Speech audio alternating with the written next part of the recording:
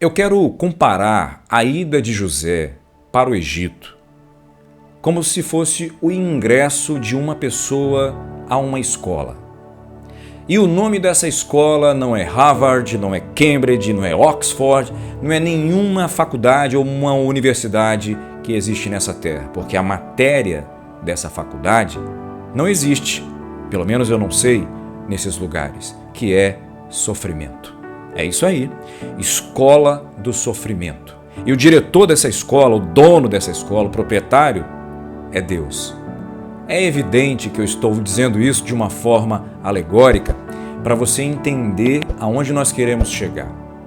Na verdade, a escola superior divina, inigualável do sofrimento de Deus, ela tem matérias, períodos e um mestre inigualável que tem o propósito de nos transformar para que depois de sermos transformados e, se formos aprovados, sermos utilizados por Deus para a transformação de outras pessoas. Então Deus, em sua escola, Ele trabalha em nós para depois trabalhar através de nós. A Bíblia está repleta de exemplos assim. Veja, ao ser matriculado na escola do sofrimento de Deus, José não entendeu o que ele estava fazendo ali no Egito.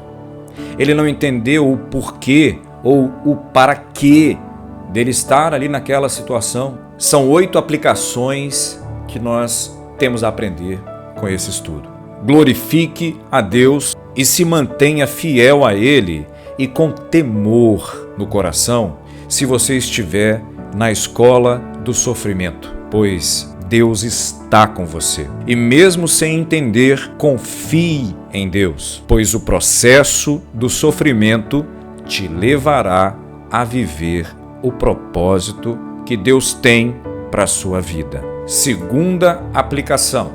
Pega aí. Existem estágios práticos que fazem parte da escola do sofrimento de Deus. E para quê? Para nos preparar para recebermos as bênçãos que Deus tem para nós. José, ele era um administrador e ao mesmo tempo um empreendedor. Ele não sabia, mas em pouco tempo, na verdade, ele seria o maior empreendedor e o maior administrador do mundo daquela época. E é Deus quem faz isso. E às vezes a gente acha que está tudo perdido, está tudo acabado, que o sofrimento vai acabar conosco. Não vai não. Sabe por quê? Porque Deus, Ele está vivendo conosco no meio do sofrimento para nos mostrar que até no sofrimento Ele é o Senhor. E Ele vai virar a mesa, Ele vai mudar a história, entendeu? Porque Ele tem poder para isso. Foi o que Ele fez na vida de José. Os estágios no processo do sofrimento estão nos amadurecendo, nos fortalecendo para nos levar a viver um nível de relacionamento mais profundo de comunhão com Deus. Porque senão a gente vai se tornar um crente chato, legalistas, fariseus, cansativos, mortos espiritualmente, orgulhosos, achando que estamos abafando, mas na verdade vamos ser como uma igreja de Laodiceia. Aos olhos de Deus, nós poderemos ser taxados também de desgraçados, miseráveis, pobres, cegos e nus diante de Deus, achando que a gente somos os cristãos tops, melhores. Ao contrário, por isso que a escola do sofrimento é importante, para nos quebrar, nos moer, nos transformar, falar, cara, você não é nada, você precisa de Deus. E se você for aprovado nessa escola, eu vou te usar para minha glória, para minha honra, para que o meu nome seja glorificado. E você vai ter mais intimidade, mais relacionamento comigo, porque a escola do sofrimento, a minha escola, a escola de Deus, faz isso. Fez isso com Moisés, fez isso com Elias, fez isso com todos os profetas, fez isso até com o próprio Senhor Jesus. O escritor aos Hebreus diz que, mesmo sendo filho, ele aprendeu a obediência por meio de tudo que sofreu, para se tornar para nós a fonte de vida eterna para todos que lhe obedecem. E aí, você está vendo? Se o próprio Mestre Jesus passou pela escola do sofrimento do Pai, quem somos nós para dizer ou para reclamar do sofrimento? É claro que nós não queremos sofrer. Isso não é questão de masoquismo, isso não é questão de dizer que tem que vir pela dor, tem que sofrer, tem que sofrer. Aqui te diz também que o evangelho só tem cores. Sofrimento também, querido. Toma tua cruz e siga-me. Se você pegou algum evangelho aí de hipergraça, chuta que é laço. Então não reclame. Viva os estágios do sofrimento, confie em Deus, mantenha o temor e o amor a Deus, porque no final, sendo aprovado, você vai receber a coroa da vida. Deus vai te honrar. Em terceiro lugar, anote, Deus pode nos livrar do sofrimento. E Ele livra sim, muitas vezes. Mas muitas vezes também Ele passa com a gente junto no sofrimento. O sofrimento não atinge a Ele, atinge a nós. O sofrimento não muda Ele, mas muda a nós. A Sua presença está conosco para trabalhar dentro de nós e nos tornar pessoas mais maleáveis à sua voz, pessoas mais sensíveis ao seu espírito. A escola do sofrimento de Deus quebra nossa vaidade, quebra nosso orgulho, quebra nossa prepotência, quebra nossa arrogância, nossa pedância, quebra nosso narcisismo, quebra nossa religiosidade distorcida e nos coloca no caminho certo, que é o caminho da simplicidade, da mansidão, do Mestre Jesus Cristo, que disse: aprendei de mim, entendeu? Aumenta a nossa fé em Deus e aperfeiçoa o nosso relacionamento de intimidade, de comunhão, de devocional, de oração com o Pai. É o céu na minha vida, é o céu na terra, é o reino de Deus na terra. Em quarto lugar, resisti ao diabo e ele fugirá de vós. Jesus resistiu ao diabo. Jesus foi tentado por 40 dias. Você acha que o diabo tentou Jesus só 3 vezes? A Bíblia deixou registrada 3 tentações para nosso conhecimento. Mas a própria Bíblia fala que ele foi tentado pelo diabo por 40 dias. Vocês acham que o diabo não tentou Jesus para levá-lo para o lado da imoralidade sexual, para o lado da prostituição, para o lado de tudo que não presta, da corrupção, da mentira, dos jeitinhos humanos?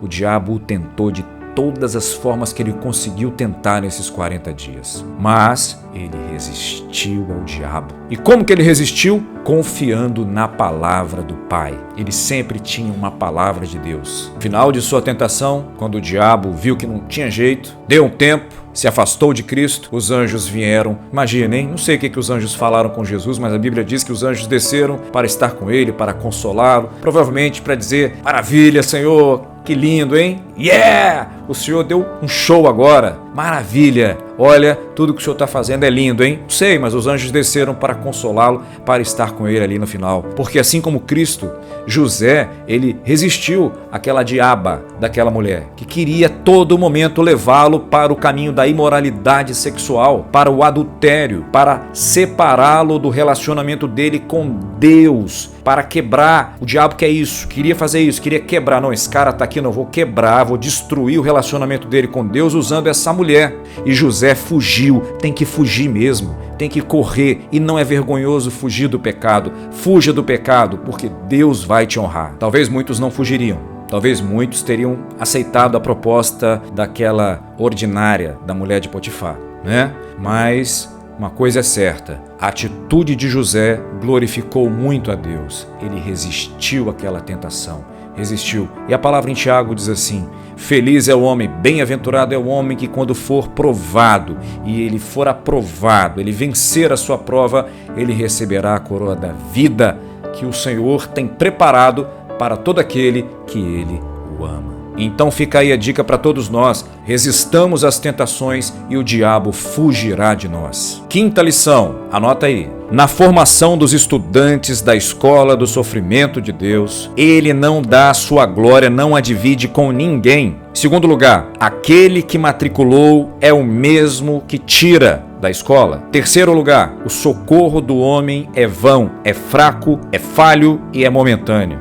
E em quarto lugar, ninguém conhece a sua história de vida ao ponto de te valorizar e entender o processo que você está vivendo e honrá-lo como você pode ser honrado por Deus. Por que eu estou dizendo isso? porque ele foi falar com o copeiro: lembra de mim quando você estiver lá na boa com Faraó, para me tirar daqui. Não, quem ia tirar ele de lá era o Senhor. A glória seria do Senhor, não seria do copeiro. Se Deus colocou ele na escola do sofrimento, Deus é quem tiraria, honrando seu filho, para que ele passasse a viver o propósito de Deus, que seria ser o salvador do mundo daquela época. Ou seja, aquele que inicia a boa obra é o mesmo que conclui a boa obra em nós, que é o Senhor Jesus. O homem não tem participação nesse processo, a glória não é do homem. Mas aí você lembra de mim para me tirar da cadeia, né? Me tira daqui, eu não tenho motivo para estar aqui, disse José. E o socorro do copeiro veio? Não, ele esqueceu completamente, absolutamente ele se esqueceu, porque o homem é assim. O homem se esquece, o homem falha, o homem te decepciona, mas Deus não. Deus não se esquece daquele que nele espera. E a Bíblia diz que não se viu, nunca existiu um Deus que trabalha tanto por aqueles que nele confiam, por aqueles que nele esperam. Só Deus trabalha assim por nós, querido, mais ninguém. E ele quis contar a história dele rapidamente para o copeiro. Eu vim lá, fui roubado da minha terra, tô aqui, não sei nem por que eu tô aqui, eu não devia estar aqui, eu sou inocente. O copeiro, tipo assim, né, como muita gente faz: cara, o que tem a ver com a sua história, bicho? Não tem culpa disso não. Tá bom. Por quê? Porque o ser humano muitas vezes não se importa com você, não se importa comigo, não tá nem aí para nós, não quer nem saber de nada. Nós estamos num mundo assim, sem empatia, sem misericórdia, sem compaixão, sem amor ao próximo, totalmente diferente do que Cristo ensina em seu Evangelho. Mas Deus não. Deus conhece a sua vida, conhece a sua história, sabe o que você tem vivido, e se você estiver vivendo na dependência de Deus, confiando em Deus, seja o sofrimento que você estiver passando, Deus estará junto com você e vai usar esse sofrimento para poder transformar em energia e te fortalecer, te amadurecer e te preparar para vencer as grandes batalhas que existem na vida. Você vai ficar mais maduro na fé, vai ficar mais preparado como ser humano. Deus vai te abençoar muito através disso. É uma escola. Se ninguém te valoriza, Deus te valoriza. Pode acreditar. Sexta lição: aqueles que passam pela escola do sofrimento de Deus, aqueles que são provados nessa escola, eles alcançam revelações que vêm do coração de Deus. Começaram a ter sonhos na prisão, começaram a ter sonhos no palácio, e José tinha uma palavra, José tinha uma direção de Deus. E ele dizia: eu não sou capaz, quem é capaz é Deus. Eu só posso interpretar porque é Deus quem fala. Tá entendendo? Não vem de nós, é dom de Deus. A salvação, a graça, tudo é de Deus.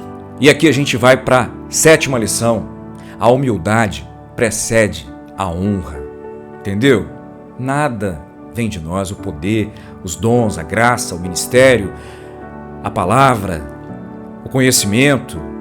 Não, tudo vem de Deus e é tudo para a glória do Senhor Jesus Cristo. E José não faltou essa aula. José, durante 13 anos, foi um servo humilde, um escravo humilde, confiando em Deus, amando a Deus, não blasfemando, não reclamando, mesmo sofrendo e sofrendo muito por 13 anos. E de escravo, Deus o elevou a governador. Entendeu por que a humildade ela precede a honra? Isso é bíblico. Isso é bíblico. Talvez hoje você está passando por um processo de humilhação, está sendo pisado, humilhado, rejeitado, né? Mas confie em Deus, ame a Deus, entregue seu caminho ao Senhor, entregue suas necessidades, sua vida, sua família ao Senhor e diz: Deus, assume o controle, toma o joystick, é seu, Senhor. Eu não tenho condições de levar isso adiante. O Senhor tem. Sabe o que Deus vai fazer? Agora eu gostei. Agora eu vi que você reconheceu o seu lugar. Eu sou o Senhor. O grande eu sou. Não é como muita gente diz por aí: o grande sou eu. Não. O certo é: o grande eu sou é o Senhor Jesus. Entendeu como é que é o negócio? Então eu vou transformar o seu sofrimento em vitória, em alegria. Sabe por quê? Porque Deus é justo. Assim como a humildade precede A honra, a soberba, precede a queda. 8ª e última lição. Pega aí. Deus dá graça aos humildes e abate os soberbos. José foi elevado ao posto de governador. Só governador? Não, José foi elevado ao posto de salvador do Egito e de todo o mundo daquela época. A história de vida de José foi totalmente modificada nesse processo de 13 anos em que ele viveu, em que ele passou pela escola do sofrimento de Deus. Deus o transformou, o preparou, o capacitou para realizar grandes coisas. Eu acredito, querido, em nome de Jesus, que grandes coisas, como diz a canção, e é verdadeira, grandes coisas estão por vir, grandes coisas vão acontecer na minha vida e na sua vida. Eu declaro isso não pela minha palavra, mas pela palavra de Deus que diz isso, mas só para aqueles que confiam no Senhor. Você confia? Então grandes coisas irão se cumprir na nossa vida, para a glória dele. Não é para a nossa glória não, tá? Sabe o que José ganhou mais? Além de ser o salvador, que era o maior propósito de Deus, era usá-lo como salvador do mundo da época. Uma típica figura maravilhosa do Senhor Jesus no Velho Testamento, vale dizer, mas aqui eu não vou entrar nem nesse mérito, porque aí daria um estudo maravilhoso, muito longo, não vou me deter. Mas ele ganhou, sabe o que também? Ao ser aprovado na escola do sofrimento, ele ganhou uma esposa. Deus deu para ele uma família, cara. Olha que tesouro maravilhoso que é a família. Deus deu a ele autoridade. Deus deu a ele 2 filhos. Deu a ele riquezas. Deus quem deu a última palavra na vida de José. Deus mudou o estado de José. E Deus ama fazer isso. Ele fez isso com vários personagens bíblicos e continua fazendo isso até hoje. Sabe por quê? Porque Deus nos ama. Isso empolga Deus. Isso alegra Deus. Transformar, pegar uma pessoa, um cara, uma mulher totalmente improvável e transformá-lo num vencedor através de Cristo Jesus. Que essa palavra possa encher o seu coração e a gente vai continuar falando de José porque ainda tem coisa maravilhosa vindo por aí e Gênesis está quase acabando. Já para a Bíblia fica por aqui, um beijo no seu coração, um grande abraço e até o nosso próximo encontro. Tchau, pessoal!